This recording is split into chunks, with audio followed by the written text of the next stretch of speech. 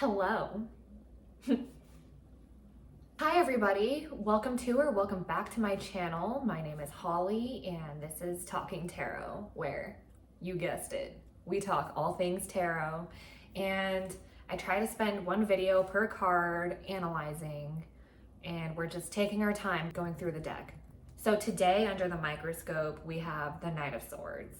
So last week I went over the Knight of Wands. Go check that out if you haven't already, but let's hop right in.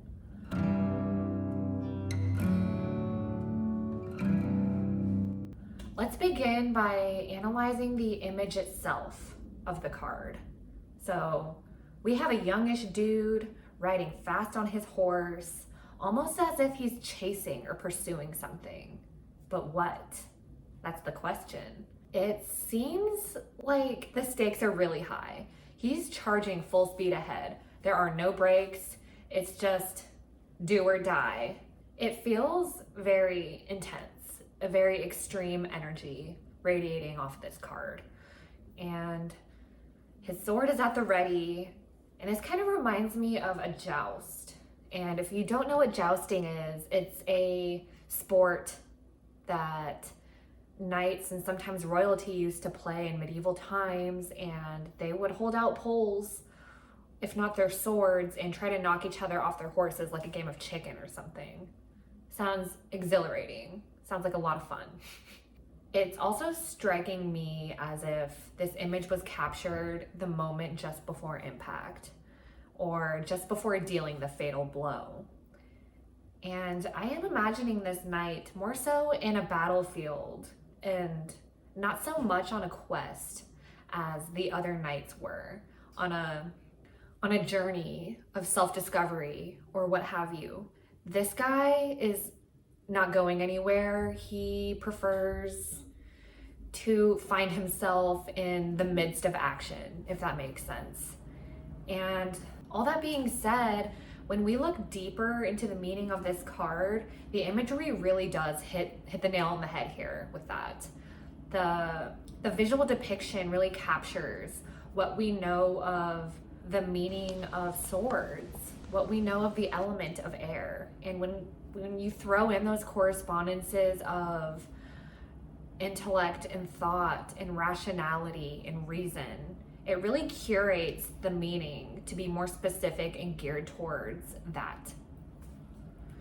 So this card is very action oriented, as we've gathered, highly ambitious and motivated toward reaching goals, and really reaching here, reaching to become something better, to aim to be higher and essentially grow.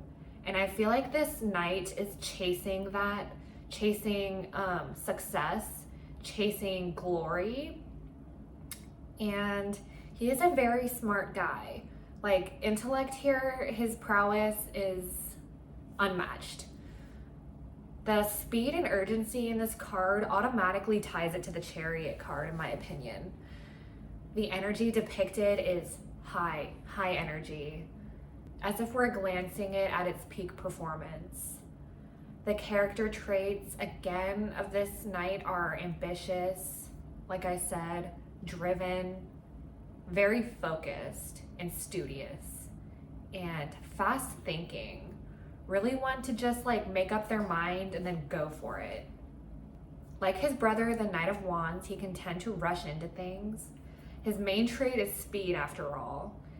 But the influence of air means, however, that there is more thought and planning and foresight behind his mode of action than, say, the Knight of Wands, because the Knight of Wands comes from a more impulsive place and spontaneous place.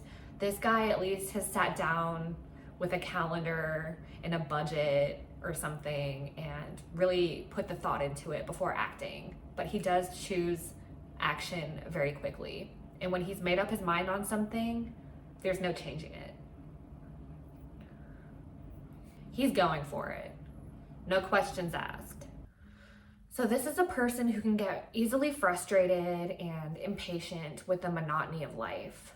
There is little glory to be had in the Monday through Friday, the mundane aspect, which is the space that most of us live in for the most part, like most of the time. So that's frustrating for him. He likes the action, and sometimes he can get really bored with how things are going if there's not like a ladder to climb, if that makes sense. So he's all about intellectual conversation, but again, gets impatient when things take too long to get to the point or, cut to the chase. They just don't have time for that and would rather skip small talk altogether. Understandable, because I'm also not a fan. But this guy is definitely a Ravenclaw, in my opinion. But as well as that, he's a Gemini. This card is just mad Gemini energy with the quickness of things. A lot of the Geminis I know really think fast, talk fast, move really quickly, and they're notorious for always changing their mind or not being able to make up their mind. But people can't keep up with that, and I don't think even they can keep up with it sometimes. So it's an intense, fast flow, and it needs to be calmed a little bit.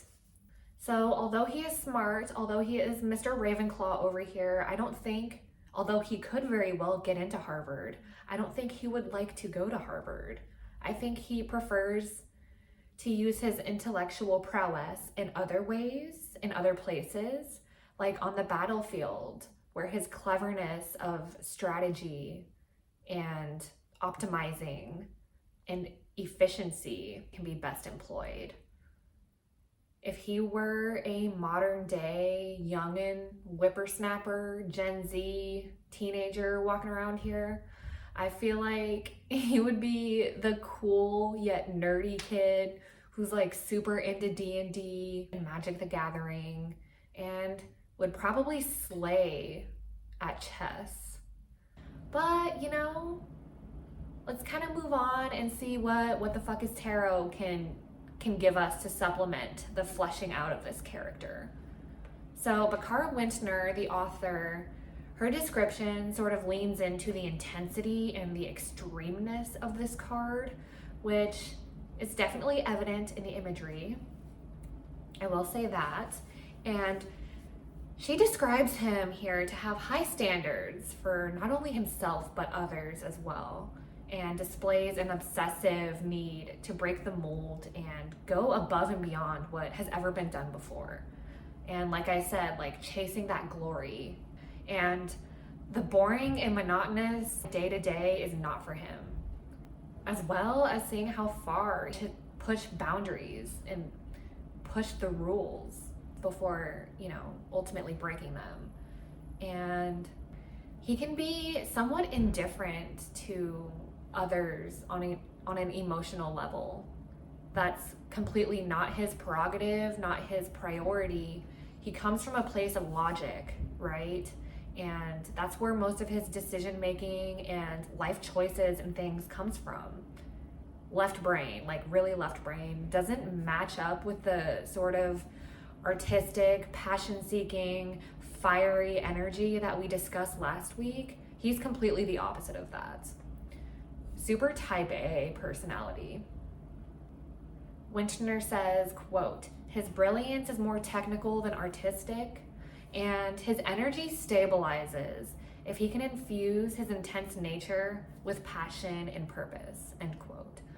So again, very intense in this card, and does need to be sort of leveled out, like tamed, if you will. Because he is genius, but he's like super capable of great things, but that also makes him like very incapable of meeting others on their level. So another bullet point I kind of want to make about this card is somewhat of a commentary to that, on the fact that this card is very intense and extreme. I think that we can agree, expanding on last week's conversation, that anything too extreme, anything too leftist or too right is not healthy. Like in any way, shape, or form. Anything too much on the end of the spectrum, no matter what end of the spectrum it is just not good. And again, everything in moderation. That should be regarded with the utmost importance. This card needs balance. So this can represent a lot of things. The intensity it can represent like an unhealthy obsession, obsessive nature in that way, whether it's devoting too much of your time to something, not enough to others. Like there's just like a need for balance here, and that obsessive tendencies can lend itself to things like addiction can be an issue that comes up when this card comes up. Depending on the reading, again, it's all relative here, but overall represents an imbalance if we're speaking from a shadow perspective here. And with that, an extreme situation may need extreme and radical or excessive intervention. So thank you, Bakara Wintner, for your infinite wisdom. I always recommend her, and I will link her book and her shop down below. If you can, go check those out. She's an amazing businesswoman, author, tarot reader, all the things.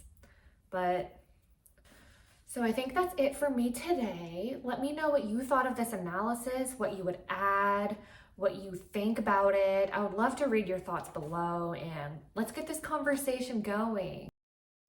Hey guys, I actually won't be doing tarot readings at the end of my videos anymore.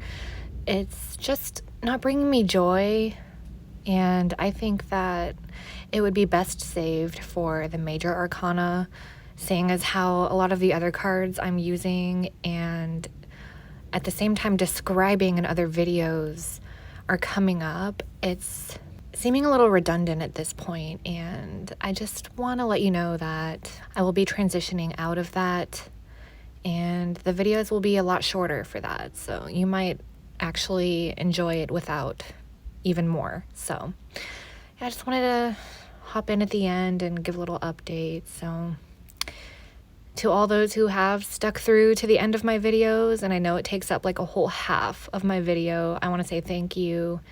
And yeah, stay tuned for the readings though for the major cards that I will be going over. But thank you so much, guys, and I hope you enjoyed this video, and I'll catch you next time.